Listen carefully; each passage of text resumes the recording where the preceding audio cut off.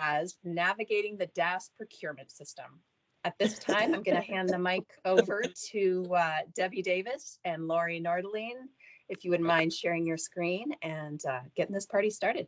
Thank you. Yes, sure. So I'm Lori Nordeline from DAS Procurement Services. I work on the IT team, and I work alongside Debbie Davis, who's going to help me present to you today. So we want to keep this very open. Questions along the way, interrupt us at any time, please. Okay. And with that, I will bring up the presentation, and let's see here. There we go. Does everybody see that okay? Yes. Thank you. So our office, DAS Procurement Services, we do all of the procurement for over $150,000 on behalf of state agencies. We also do statewide agreements that all the agencies can use. And Debbie, jump in at any time as I am talking here. So I will. Anyway, okay, thank you. We also have within our agency, we have a training and certification program that maybe some of you have taken or some of your employees. So that's our office. We have an e-procurement system. It used to be called Orphan. You may or may not be familiar with it. And last July 1st, we went with a new system called Oregon Buys. We are all trying to navigate this system currently. We're all learning about it each and every day. So this will talk a little bit about Oregon Buys. Sorry about that. But this is our procurement system of record. This is where we put all of our procurements, our RFPs. The agencies also use this system. So that talks about that a little bit. Now, if you're looking for a price agreement on Oregon Buys, this slide will help you not only get into Oregon Buys, but it will help you find your price agreement that you're looking for. I also included a help desk email that you could email them for support. Okay, so let's get into the IT procurement of procurement. So we consider IT procurement just a different vocabulary, and we put up some of the vocabulary here that we deal with on a daily basis. Okay, now, before I get into the IT solicitations, okay, I want to talk about the team, and I'm going to go to the next slide. The team on a procurement is very important. And actually, the project managers have become a part of the team. Okay, so it doesn't say that up here. I think these slides are a little bit older, but we on the procurement, on the team for the project is procurement, your project manager, your technology subject matter expert. It's going to be anybody else in your agency that needs to be involved in the procurement. It's going to include EIS, the portfolio manager, the business analyst, and the CSS. They used to be called BSOs. They're now called business BSAs. I'm not sure what that is, but anyway, they will do the security for each project. And then, of course, your DOJ. So as project managers, go ahead, Debbie. Yeah, excuse me. Something I've been having to engage lately is our risk management office as well, and double checking me on special security insurance, like for cybersecurity and that kind of thing. Yeah, and someone just put in the chat, it's business service analyst. Is that correct? Security. Business security analyst. Okay, thank you. So when we talk about the procurement and project managers, I know that, and all of us know that project managers have a certain job to get done. And procurement has to follow the process. So between the two, we have to come to a happy medium as far as the project. And procurement is a very fluid, it's like an art. So it's not a black and white. It can be stopped at any moment for this reason or that. So we always have to keep that in mind on our timelines. Yeah, Lori, I did just want to add, because I do think that's a really important point, because, I love to be a good part of a team and work alongside the project manager best I can. And I know sometimes I feel that that they need timelines because that's their job, right? Tracking timelines and cost and all these good things that go on in project management. And I do know that, embrace that, but it's very hard sometimes to, I don't know the right word, so but please excuse me, but like defend the procurement process, because it's like we never know how long negotiations are going to take, or if the subject matter has extra scrutiny because of some security risk, all kinds of factors that can, add to that length of that procurement. So I just wanted to share, that's been my experience too. And it's not that we don't want to, be good partners and go along with that. It's very hard and challenging, but so far everybody's been really nice and understands that. We have to continually just readjust that timeline schedule, but I do think that's a really good point. And I just wanted to add to that. Thank you. Yeah. Yeah, you bet. You bet. So the IT procurements, like I said, we do them for over $150,000, and the EIS, Office of the State CIO, is always involved in the projects. The agencies have to submit an ITI and potentially a cloud workbook, more than likely, into the PPM tool through EIS. And then for large, generally over 1 million or in a certain risk category, it's going to go through the stage gate process. Everything else will go through some type of oversight process. So what happens is when you talk with your SIPM or your analyst about your project, they will be able to guide you on whether it's going to be a stage gate or an oversight. And please correct me if I'm wrong, anybody at all. The stage gate process, I put this in here just to go over. It's, the 4 stages here. We don't really need to go through them, but this is just so you know, in case you didn't, what those 4 stages are. And then this just gives you the diagram where the stages lie. Next slide is on templates. We use templates for our sample contracts in our procurements. Normally what we do is we go to DOJ and we rely on our attorney to give us the template that we will need for the project. But we also have these templates. This is what the attorney will go to, where is the templates on this slide, and maybe integrate a couple with them or something. But these are very, very good tools to use. And we also gave the location of where these can be found in case you want to go out there and take a look at them. Okay, so when we start an RFP in our agency, we have a IT RFP template that we use. And that usually is all up to date with all the security language, the COVID language, everything we need to know. So these slides are going to walk us through what we do when we get a procurement. So we start off with the kickoff meeting and we go over what the project is. And we'll also go over everybody's, what everybody's going to do on the project. What the BSO is going, or the BSA is going to do, what the SME is going to do, etc. So that's what we line up at the kickoff meeting. Everybody is on the same page as far as who's going to do what from that moment forward.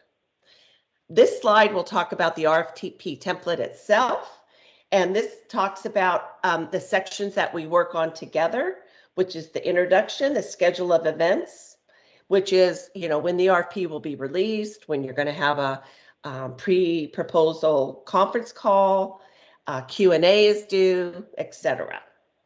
And then the project-specific definitions, and there will be minimum requirements.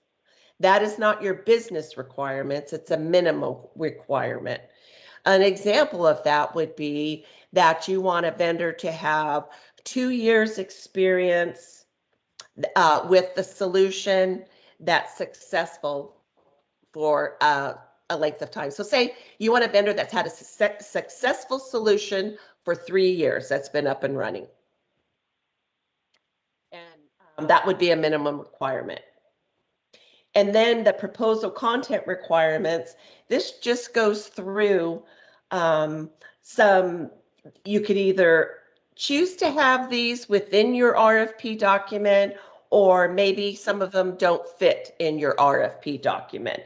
But what we did on the template is try to include everything you can think about on a project. So that's what all of these here are listing. The solution requirements, they include the system, the network, security monitoring management, etc. So this is also included on the template. And then the services portion. And then we just listed services down here. And then ongoing services and maintenance, the support, if there's maintenance and repair, of course, your reports, your billing, and your SLAs. SLAs are very, very important to the project. And SLAs are will be one of the most difficult things to negotiate. If you haven't negotiated service level agreements yet, they can be pretty darn tricky. We just had a comment from the chat that the BSA, someone said they believe it's actually business security advisor, Yes. not analyst. Yes. Oh, advisor. Oh, how interesting. That's good to know. Well, I'm still getting, I just knew what a BISA was, and now I got to change, and it's got to be a BSA. So perfect. Thank you so much. All right, getting down to the evaluation criteria. This usually includes interviews, demonstrations. Those used to be on site. So it's been very interesting these last 2 years because we've had demonstrations just as we're meeting today. It's very interesting. We see it on through the monitor, and it's worked very successfully. So there have been site visits back a few years ago. A couple projects did site visits to go see the actual system being used. One of them I was on for the DMV upgrade project, and it was they chose FAST, and we actually went out and visited a system that had just come up 24 hours previously. And it was great. It was really, really, I mean, you were right there talking to the employees 24 hours after the system took effect. And it was really, we gained a lot from that. So that was really good. And then BAFO, best and final offer. Let's say you're down to just a few things and you want to probably maybe have them sharpen their pencil on something. Price? I don't know. It could be anything.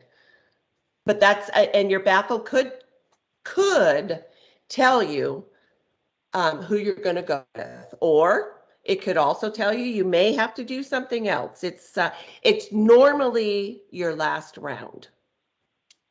Okay, and then cost proposal and insurance. Insurance on your IT project can be a little bit tricky too.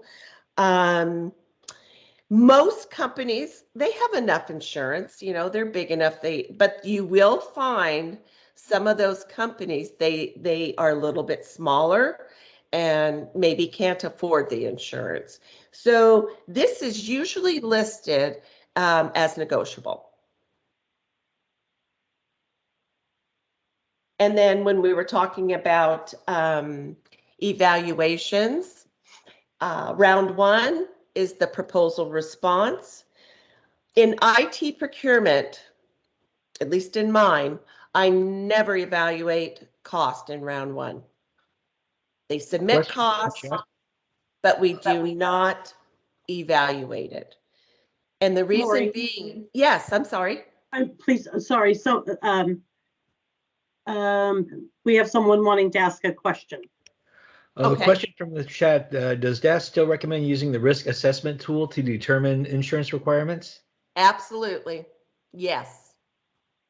Because those are the requirements that you will put into your solicitation document, excuse me, and that's what you will end up negotiating with the vendor that you hire. Okay, and I just wanted to speak a bit to that. So I didn't really introduce myself. So my name's Debbie Davis. I'm an IT procurement strategist, and I work with Lori on the IT team and Procurement Services. And so what mostly I do for our office is I'm the contract administrator of quite a few of the statewide price agreements. And so what I wanted to speak to on that is I recently negotiated new infrastructure network equipment agreements. Datacom agreements is what NASPO calls them. And Oregon's participating in those master agreements. And on those, I thought the most interesting thing, I've been negotiating agreements for many years, we'll say, and I had the most challenge in the insurance category for some reason, and I had to engage, I don't recall it right off, but there is an email address you can request to have risk manager assigned and work with you. And I couldn't have gotten through those agreements without mine. He helped me, and we literally had to negotiate, and not on one, but probably of the 7 I put in place, 5 of them did not want to accept the insurance limits. And I used the risk tool to set those limits. But it was very challenging. So I just wanted to share that resource is available. Hopefully I'm not oversharing for them, but yeah, no. they were very useful, and they are out there for us. So yeah, they're always willing to help, always. Yeah. So good point. Okay, so round one is your proposal response. Also in round one, we do not ask them, at least I don't, on the statewide security spreadsheet that the vendors need to fill out. I ask them to fill it out in round one, but I don't ask them to turn it in round one. So round two is when we do the interview, demonstration, and presentation. During that round, we also do the security spreadsheet assessment of what they turned in. And then we also, after the presentation and demonstrations, the evaluation group will evaluate the cost subjectively based on everything received from the proposer and everything they just heard through interviews and demonstrations. We have We have a comment from the chat that says, if you don't look at costs, how do you know if the application/service is within your budget? We did not look at costs on an RFP until the end of the second round years ago, and we had to fail it after 9 months because all the vendors were $1 million above our limit. Okay, well, this is where we work with the project managers when we get the cost in and talk with them about it. And we've had a couple situations like this where the cost is much over. You're right. And so we'll get with not the evaluators, but it's usually the project manager and maybe someone else and talk it through about the money. So Lori, are you saying that you, as the single point of contact, you review the cost? And so at what point does the project team know that the cost is when are you allowed to share that the cost is exorbitant and not within budget at all or anywhere close? When do Okay, you figure so that out? when the evaluators are evaluating round one, they need to see the cost for round one, but they're not evaluating cost round one. They're evaluating just the proposal response, but also taking note about the cost because they have the cost right there. Thank you for clarifying that. Yes, yes. Does that make sense? Does anyone have any other questions on that? The problem with, if you evaluate cost round one and the lowest price gets the most amount of points, you could be screwed because they did not. They're trying to get the business. We have another question. Is it Tony? Yes, thank you. I This was was- trying to type it up.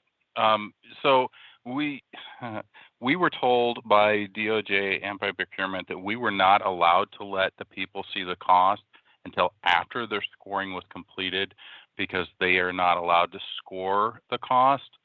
The scoring for cost is done by our procurement, and it can delay or it can cause issues with their evaluation, skewing the evaluators, and we weren't allowed to do that. Okay, so years back, or maybe even 2-3 years back, that's how we evaluated cost. It was done by a formula, and the lowest cost got the highest number of points. But that can be very skewed because are you really comparing apples to apples? We decided that in IT that just wasn't working because it did not make sense. So we've changed the way we do it. Does that answer your question, Tony? I think so. It sounds like we did a change on ours years ago where we redid the formula. And it became a tiering type thing. Okay. Great. Other questions?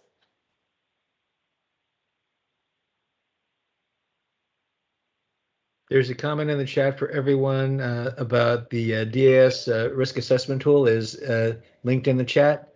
We also have, do you do best value analyses on RFPs? The best value analysis, well, the RFP is your formal procurement process. So I guess that could be also called a best value analysis. I mean, you're evaluating based on points. So yeah, I mean, you are evaluating. Your best value analysis normally comes in when you've got a portfolio of contracts and you're doing an RFQ between 4 or 5 vendors.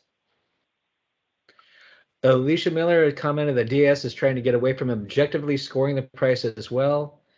And Angela Ward had commented, when we did a large data system procurement, we weighed cost against the percentage of our requirements they were proposing to meet. It was very effective. Perfect. Excellent. I love that. Now, it just makes more sense. You know, you guys know what you're looking for. Your team does. So they're going to look at that cost and the requirements and everything else you need, and you're going to know. And I just think it's worked a lot better. It really has, rather than that darn formula that I hate. So, oh, I'm sorry. I think and then round 3 could be site visits if you want to do a site visit. Round 4 is your BAFO. Okay, evaluation and contract negotiations. This, your evaluation is your same team, but before, when you start your negotiations, sometimes you have a different team. Might not be the evaluators. It'll still be your project manager. It will still be probably a subject matter expert, but maybe a couple other people from the agency. So when we issue the intent to award, we usually decide who the negotiation team is going to be and go from there.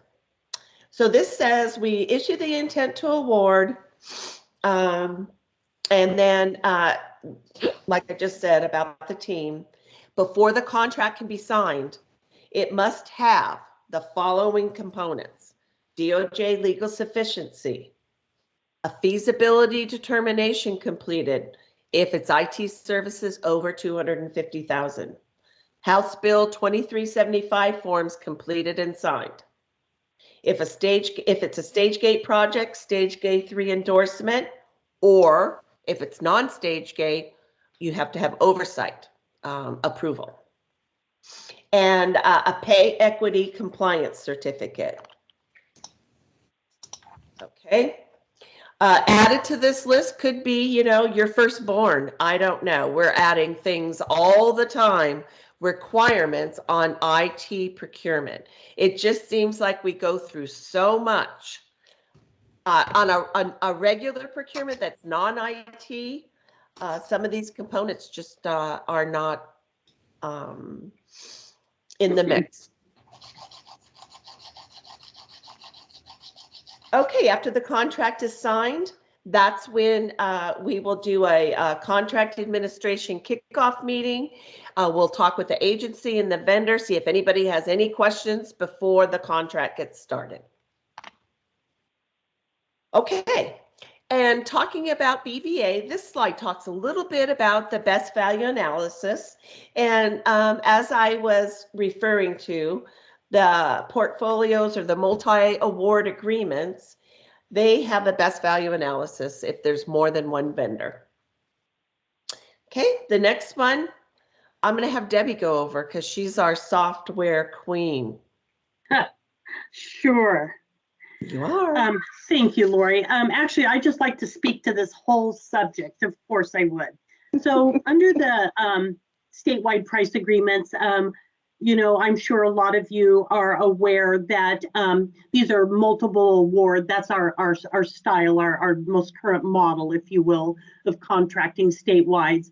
So there's a whole portfolio of agreements, but it takes yet a competitive process to determine, the awardee, if you will, for your particular purchase for your needs. And so I think that's important because the process is very much the same. Lori, would you mind going back to slide 18? And I just wanted to say that under these statewide agreements, you run what we call an RFQ BVA, best value analysis process. Now, cost is always going to be a determining factor for any procurement, right? To be diligent in our work, cost is always going to be a factor. We're using taxpayer money. So outside of that, though, what we do with these statewide agreements is we try to put the best we can agreement in place for the majority. So in doing that, we go through the same process here with having all of the, well, not exactly the same, but we have to have, if it's over 150,000, then DAS Procurement Services has to run it unless you're one of the agencies have delegated authority like DHS or ODOT. And then we have to have DOJ even on resulting contracts that are ran underneath the statewide price agreements. And the same thing, EIS oversight. And then we also have cyber security review as well. And those are requirements for all the statewide agreements. So when we do that, we can't look at, let's say, security risk for all the different needs that different state agencies and different levels of data require.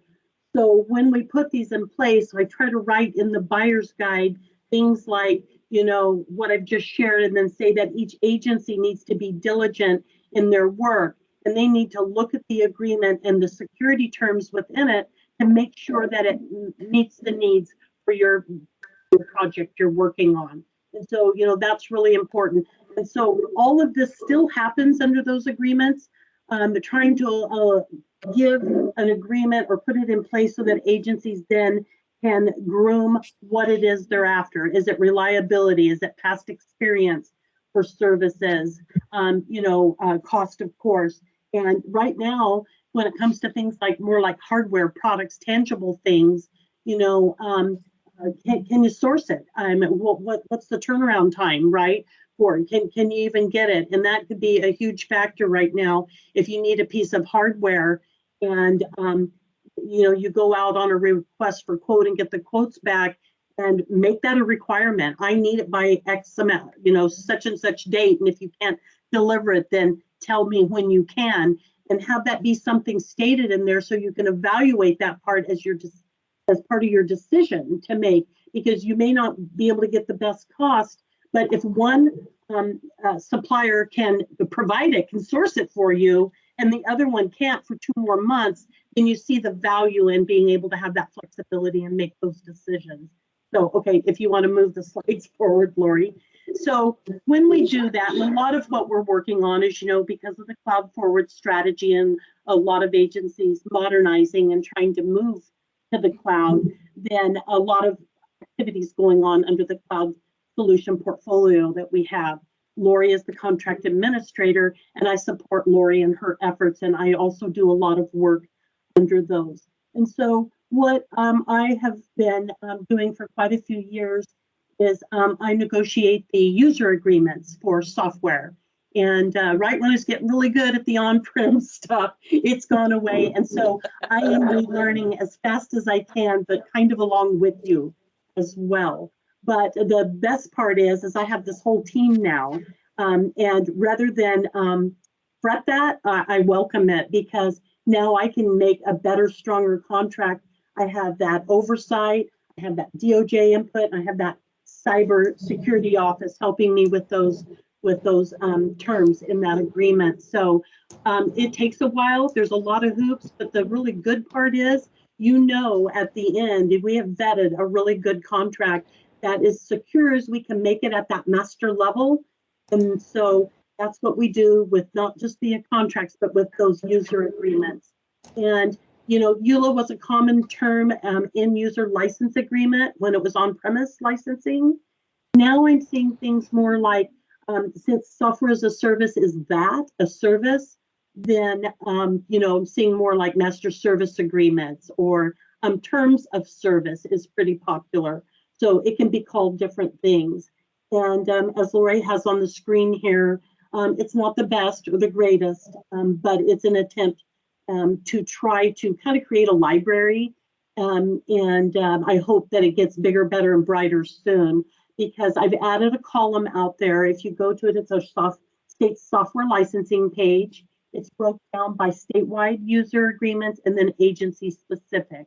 The reason we ask agencies to go ahead and provide a copy to our office if you negotiate one is because if another agency needs to negotiate that same agreement, they already have their foot well into the door, because you can see what the software publisher has already agreed to. Okay, so that is a really important piece of this. Brand name justification is something that is a practice that has been kind of put aside a bit.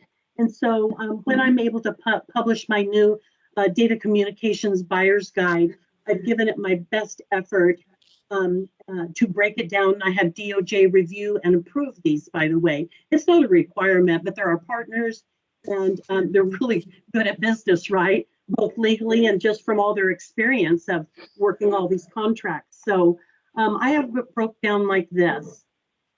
You can do, there's 3 ways to buy off a statewide price agreement as I see it. You can do a direct award less than 10,000. And that's, you can choose whatever product you want and buy it from wherever you want. You get a quote and place a purchase order. Then there is two other levels. When you know the brand name and when you do not know the brand name. So I'm going to make this up with a product. It's easier than talking about software as a service and all those interesting new endeavors we're on. So let's say you wanted Cisco. Let's say you're a Cisco shop and you need some switches for Cisco from Cisco. So you would go out to the Cisco agreement on Oregon Buys, and there is a spreadsheet that is a fulfillment partner matrix, if you will, and it lists the Oregon approved fulfillment partners. You would send your request to quote to Cisco because you already have a brand name justification in your file. So what does that mean? It means either through a formal process, maybe a process that sets standards for your agency. The Office of the State CIO has the ability to set standards. So those things create brand name justifications, and also a competitive process can for a particular need. So if it's a Cisco switch that we have and I just need another one, I still have to go to those agreements and run a request for quote to all the fulfillment partners that are listed for that OEM, and then use a BVA, best value analysis process, to make my determination of award, cost, reliability, availability, all those things. So then now we get to the tough one. If you don't have a brand name justification in place, and you just know that you need an appliance to do X, Y, Z, and you have never established a brand, if you will, for your agency, then you would be required to run a request to quote across all the OEMs, there's 7 of them, and all of their fulfillment partners. Now, not all of them sell all the same products in the same category. So we've got a little neat chart out there. You can look and you can see which OEMs sell that product line you're looking for. And then you have to go out to all of them using product requirements only. And that's really key. And then once you do that and you evaluate, and now you're evaluating against Cisco, Palo Alto, Extreme Networks, Cradlepoint, to just name a few. And then you would make your determination, as we've talked about the BVA, that becomes your brand name. When you need to buy more of that or renew that support on that product, you do not have to justify it again. You only have to do the brand name justification the first time you're buying a product for a particular need. So I know that's a lot. Does anyone have any questions about how that works? Oh, and I didn't have my camera on that whole time. Sorry, I meant to. Does anybody have any questions? If not, Lori? Okay. Thank you, Angela. Okay. All right. The license review. Well, Debbie, I thought that you were going to do the license review too. No, I can do it. No, it's okay. This makes it look, so the license review, we do have a document that has been approved. Not approved, I won't say that word, like we've been given some guidance from DOJ in reviewing user agreements of whatever flavor. So, I was just sharing with someone this morning, you have to do a couple of things. If it's a couple $1,000 purchase for a product that, let's just say it's a cloud product, and you have a security department, or maybe you submit a request and you have the risk of using that without a negotiated user agreement. Sometimes there's little to zero, hardly any risk, and we can get that approved. And maybe then you choose, if it's only a couple $1,000, it's not hitting any thresholds that require anyone else's review, but you still want to be diligent in looking at it to see if that product poses any risk at all. Because sometimes even a freeware or whatever they call it, open source software, has huge risk and it may cost nothing. So those thresholds aren't super great for making determinations about cloud products and whether they're whatever you say, safer or low risk for your environment. So minimally though, you have to try to get the venue of law changed to Oregon. You need to make sure you get the public records request in there. And those are the things that I have. If I'm working with an IT shop and they have the authority to say it's very low risk and they're willing to assume it, I might just try to insert the public records request law and the venue of law, and I could probably get away with that for that very low risk procurement. But outside of that, pretty much on all the cloud agreements, any user agreement you're going to negotiate is going to require DOJ review. So keep that in mind. Lori, do you remember on the cloud agreements, is that if it has a statement of work with it, or is it just any or all of them? Sorry, what'd you say? On the cloud solution agreements, does it have to have a statement of work or services to require DOJ review or not? I can't remember. Anything over $150,000 goes to DOJ on the cloud. Okay, well, I can tell you right now, I know we have to pay for DOJ services, but Debbie Davis, is not going to determine that $100,000 application is risk-free and that I have the knowledge to just negotiate that on my own. I'm not doing that. I'm going to engage DOJ and EIS and CSS as well. So, like I said, I like having that protection and that expertise. I don't have that. That's not what I do. So I think that those are important things to keep in mind. There is a whole list of things here that Lori could go over for you. It'll be in your slide deck. And these are all the things that you would look to see that they're in. We have some riders that have been approved, and you would use one of those riders if you're doing it yourself and doing it for just your agency.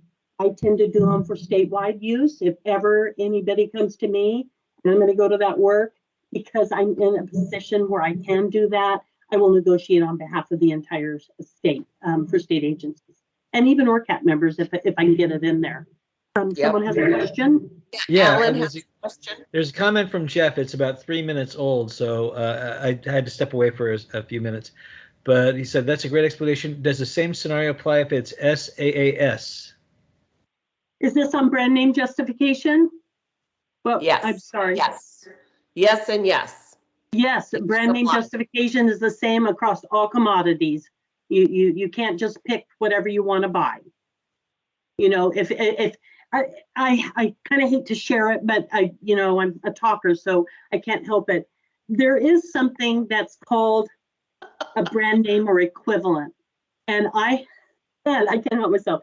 So you can do things like, and I don't know, I was really a fan. I don't know, DOJ's approved it a few times, but I can't tell if they're fans of it really or not yet. But there's something called a brand name or equivalency language that you can put in a solicitation. And I'll go back to the Cisco and say, so I want, I'm looking for a switch that does XYZ that has minimally the quality and standards of a Cisco XYZ switch.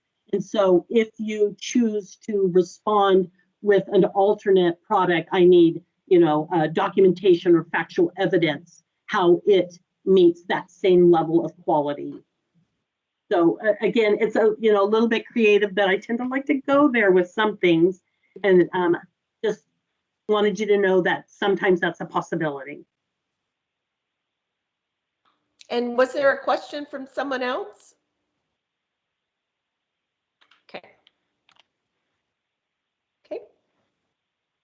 And then going through, again, the license review, like Debbie said, these are just some more things to look for. Indemnity, everybody loves that. Limitation of liability, and of course, insurance again.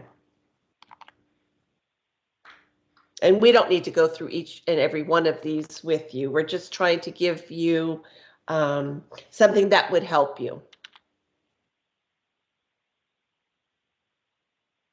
It'll be in the slide deck, so there's no reason to go through every single one of these. And on a great day, you've got DOJ helping you anyway with all of those things.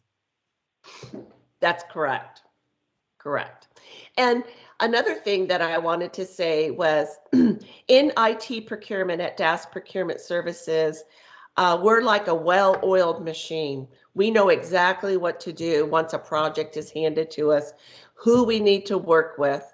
And we work very well with EIS, with P3, that group, with CSS, with the BSAs.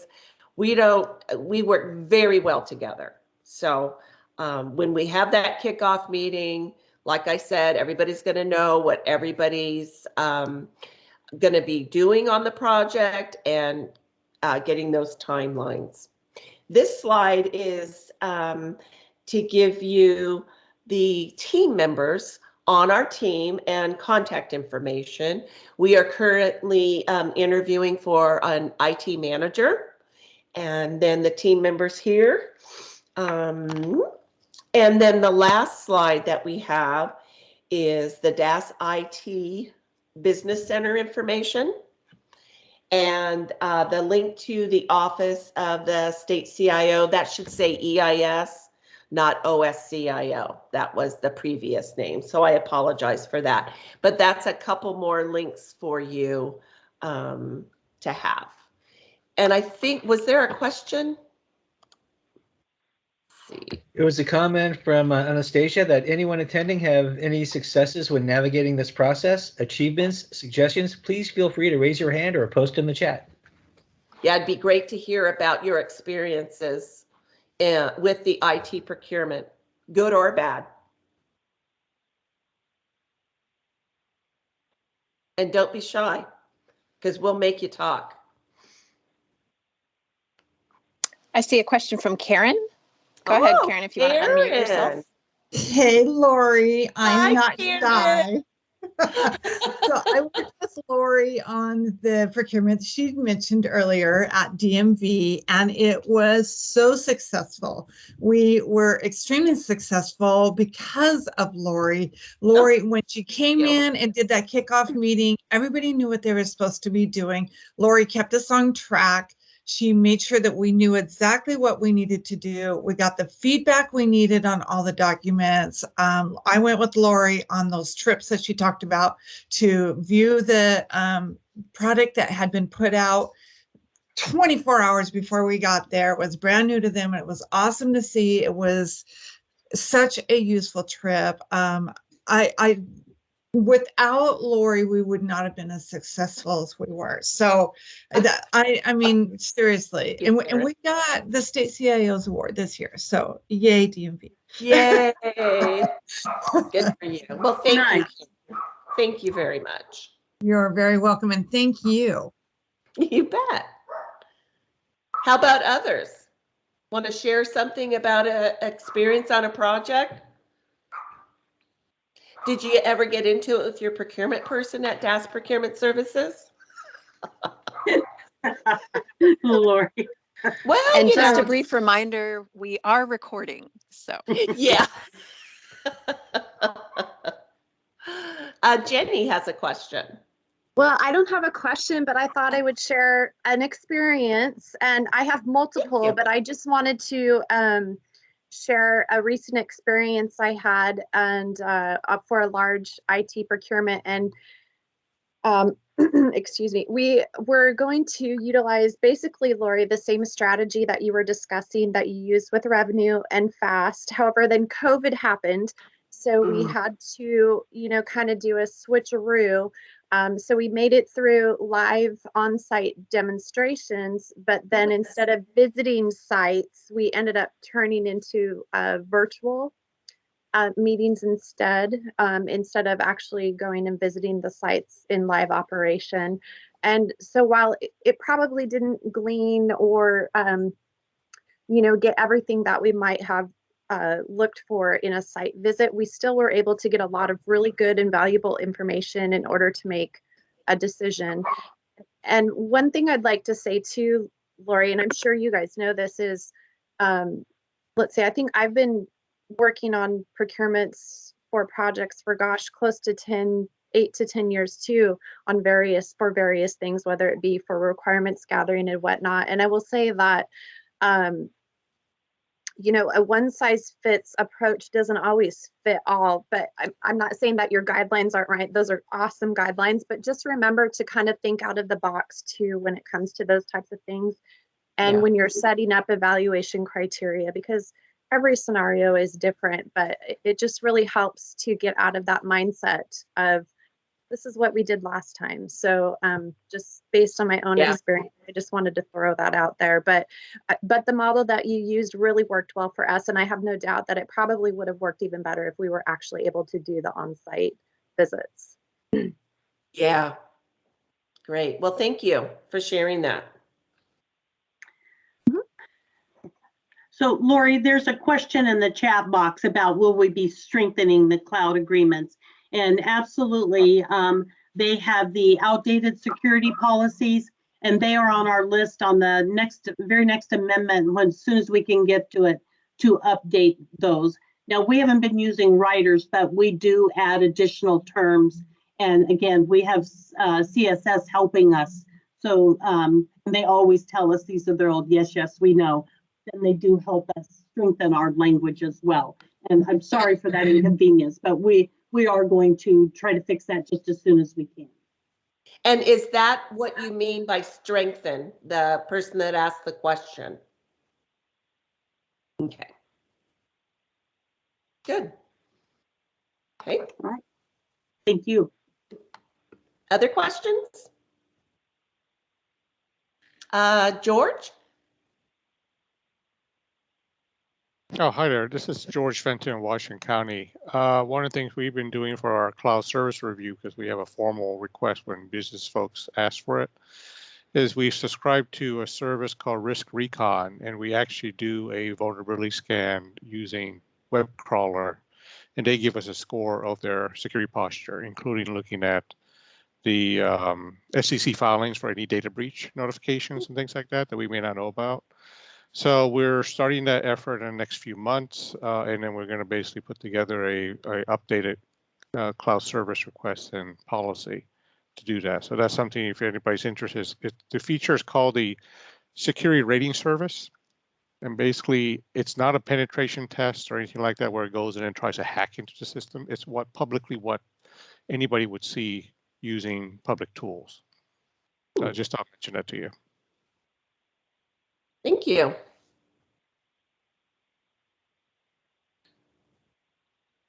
Anyone else? I have Yeah. a quick question. Sorry. No problem. So for free software, do you still have to execute a contract even though it's free? Because you mentioned, or you made a comment earlier stating how free software typically has inherently more risk, and I totally understand that. But I'm just curious, because now that I'm in a different role here, I'm just curious if anybody ever comes to me, like, do you need a contract for free stuff or what? Yeah. What? I'm going to let Debbie answer that. She's very good at this. Well, actually, free is probably the most challenge we have, because free doesn't hit any thresholds for review, right? Right. And Jenny, I always, when I'm approached and asked that question, and I do a lot of approvals and a lot of work for the State Data Center, and and DAS IT office as well. And I get approached a lot of time, so-and-so wants to use this, and here's a link to it, and it's free. It's like that could be one of the most challenging things. And again, I have to have somebody who has the subject, who has the expertise in that subject to view and review that risk. And that's where that team support comes in. And if I have a manager at the State Data Center saying, yes, they've had security look at it, again, it's tough, but it has to be a business decision the group handles. Anyway, it has to be a business decision because it doesn't hit those required thresholds, for those reviews. And so in making that business decision, all I do is try to make sure that I am working with somebody that has the authority to make that decision. And even 9 times out of 10, that person will seek somebody at CSS to take a look at it or review it for them. So, yes, it still requires that kind of work and that review, even though it's free. And that's where that can be kind of challenging because, that's what we know about. What we don't know about that people download is probably where the real risk is involved. But when we're made aware of it, I kind of put it through the same hoops. And, we have Microsoft that will sometimes offer gratuitous services. Oh boy, that's one of the hardest agreements I have to negotiate is that free, because the state isn't in a position to receive money, right? Right. Just take money. And so when they're saying we're willing to give you $35,000 of gratuitous services, it's a real stopper. But I do the same thing. I have to have DOJ review because I am the contract administrator for the enterprise agreements for the state for Microsoft. And John McCormick and I work on those. So we're like tight on those. And I have the, I'll call it luxury of sending him an email and running questions by him. My little way. So Jenny and I used to work together at Oregon Judicial many years ago. So Yeah. we haven't seen each other in a while. So. Yeah. So if you've seen me making funny faces, it's because I'm happy to see Debbie's face here. Yeah. Same. So, We have a quick question. how does Basecamp procurement process fit into the process and procedures you have covered? Is it a separate or is there a crossover? Lori? Yes, I would love to cover that. So Basecamp is vendor management out of the EIS office, and it's DAS Procurement Services IT team. What those individuals do is we research to see what the agencies are wanting to buy, and we try and set up statewide price agreements. As an example, the IT Professional Business Services is a Basecamp agreement. We're working on hardware right now. I think they're working on some IT training. So that's what Basecamp does, is we set up these portfolios that you will eventually use. Okay, I'd like to add to that just a bit. So sorry, Basecamp is, you guys, Basecamp is a program, okay? And we sponsor statewide price agreements through that program. And as Lori said, we work with our vendor management partners. And there is a handful of us on the IT team that are, what's the word, assigned, if you will, to be a part of the Basecamp program. And so so the vendor managers are definitely on the journey with us, but they start with helping us establish the agreements, and that they do the market research, survey the agencies, we put together reports, we review together, we put it before a Basecamp steering committee, and that steering committee decides what statewide agreements we work on in which order. And you could go to the Basecamp website to look at the queue, and that shows you the work that we're either currently working on or what's upcoming. And so when you say, does that process fit into this process? Lori and I are talking about the procurement part of it. And though we do have points where we have our vendor managers included with us, procurement is, I don't really know how to say it any different, because you're asking if it's separate or if there's a crossover. There's kind of a crossover, I guess you could say, because we do work together as a team on that. But when it comes to the actual procurement, we have a single point of contact, just like we do for any procurement, for that procurement. And so, you know, I think that's the best way I can explain it. Does that help you, George?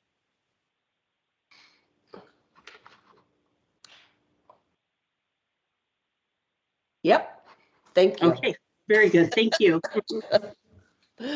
Other questions? Or you want to share some experience with the project?